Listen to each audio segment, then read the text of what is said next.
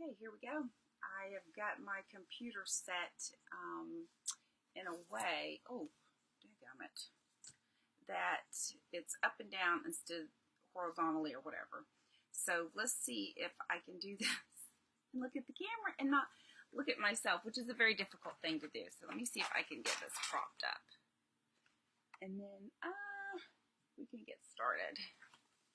Okay, let's see if this will work. If I don't move too much. I move a lot. Someone sent me an email and said, you really move a lot. Okay, there we go. So, much better.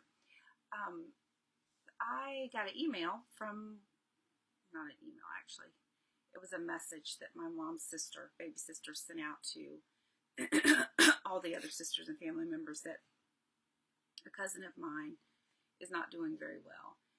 And my cousin and I grew up very, very close. We're very, very close at age, and his mom and my mom are grew up very close. I think there was maybe 2 years between the two of them. And I was, that's Gracie May snoring, all 2 pounds of her, 3 pounds of her, snoring her head off. She snores like a man. Anyway, when I read that message, I was sitting, I have a chair I sit in every morning. I've had for about 10 years, and it's just so comforting. It's my chair, and we've drug it from place to place. I had bought it when we had gotten the home that I envisioned my kids growing up in, and seeing my grandkids raised there, and then the pain and the hurt of seeing that home go. So that the chair has a very special, significant meaning to me. So I get up every morning, and that's where that's my time. I sit in and I have all my books next to it and my laptop, and I reflect on the day before, and I get ready for the next day. And there's a beautiful set of windows. It's just across here. I can touch it, pretty much touch it, because we're in a fifth wheel. But anyway, I looked out the window, and there appears one of my redbirds. Since we've been here, they show up every day. There's a family of them, which I didn't realize that they would be a family like that. And they perch on these branches and act as though there's no fear. There's just no, they're not anxious. They're not skittish. And I sit very close to them. My chair is right against the window, just like I'm sitting here. And it made me think of the freedom that those birds have. And I thought, gosh, I am free today. I am free yesterday. I am free tomorrow.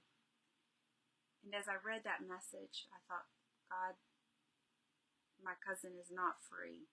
He's not been free a long time.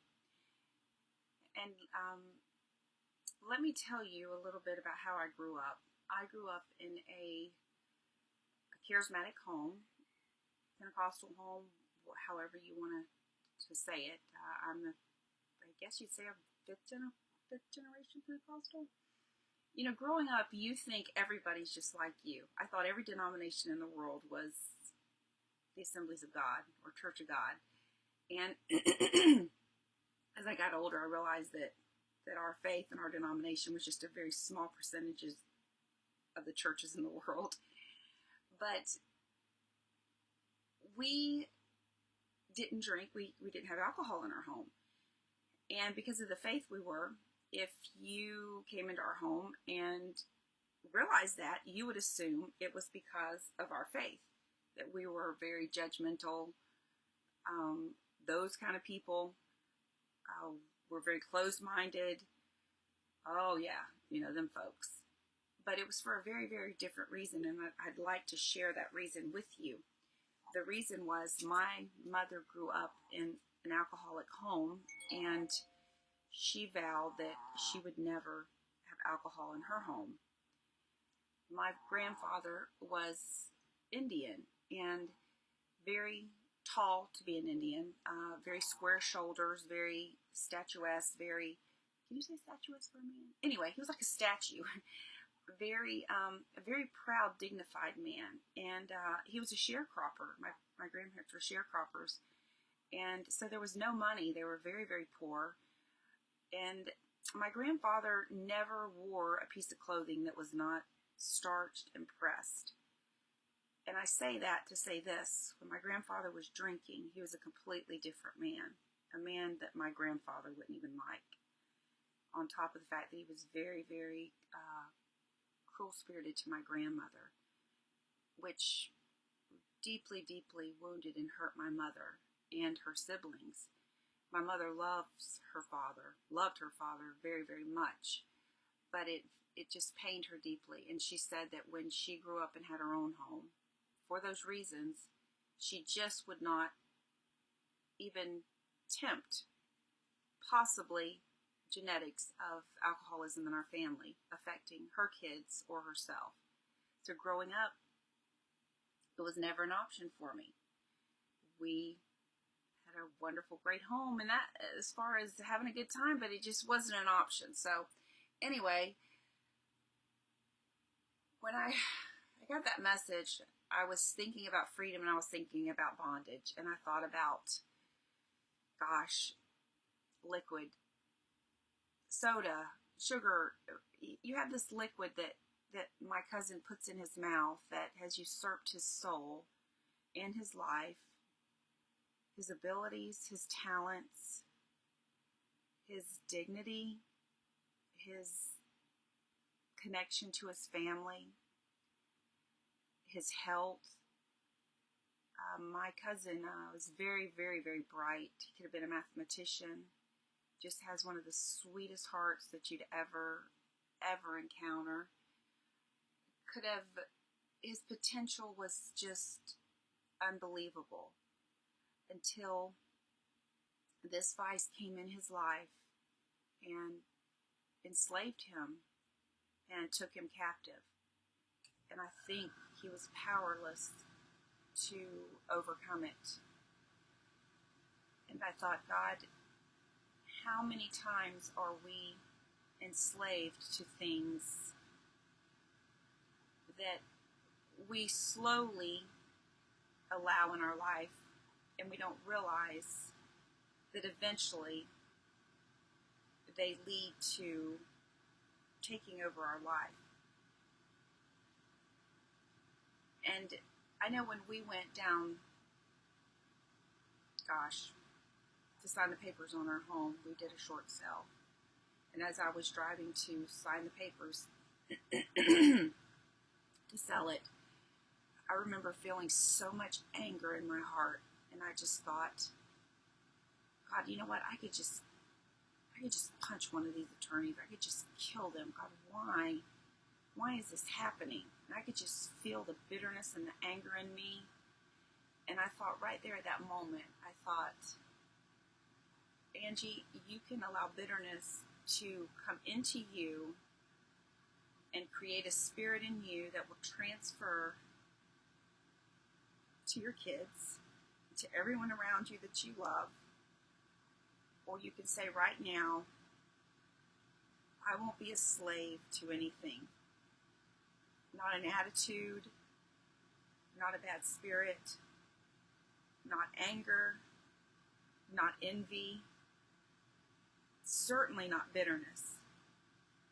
Because I think it's something like, it's like as you go about your daily life and your daily dinners and your daily functions with your family and your friends, I think it's almost like water. It splashes off on them, little drops at the time that are just a little bit tinged. They're not quite clear. And then I think they start getting darker and they start getting bigger and bigger until eventually you wake up one day and everyone you love, everyone around you, they're just completely dark. And they're just covered, and they're heavy, and they're weighted. And you think, God, how did I get here? How did I allow the loss of a home? How did I allow a liquid, a situation to usurp the people, usurp my soul, first of all, to take the people that I love, to take everything around me. How did I allow this to happen? God, this is not true freedom. God, this is bondage. And I thought about him, and I thought, no one wants to be bound to anything like that. I don't think it's a choice they make. I think that we need to have empathy. I think we need to have sympathy for people that are bound by these things. I don't think we need to pass judgment on them, certainly. I think sometimes they're powerless to overcome them. I know for him it's been a lifelong battle. I think sometimes he thinks death would be better than how he has to live his life, the disappointment of his life, the family he'll never have, the children he'll never have, the career he'll never have. So as I sat here this morning and I saw my little red bird, I had to say, thank you for true freedom. Thank you that I can walk around and I'm not walking around dragging a darkness with me that is ugly and is something that I wouldn't want my kids to have, or my friends to have, or my mom to have. Thank you for that freedom, that I can be who I think God has meant for me to be, which is pretty much a hot mess half the time. But today, on this Friday, I want you to reflect, and I want you to think about how free are you? What has you captive? I know everybody has an inner voice that speaks to them. I know everybody believes in something. Do you have true freedom? Or do you walk around bound and enslaved to something? I know we as Americans like to say, oh, our freedom, oh, our rights. But yet, internally, we're bound by so much that brings no good to our life. So, be thinking of my cousin. I tell you, we love him very much, and it's a very, very sad story. So, anyway, also, I want to tell you, someone emailed me and asked me why I chose this effect. I think I'm looking into the camera. Why I chose this effect, and I chose this effect talking about freedom.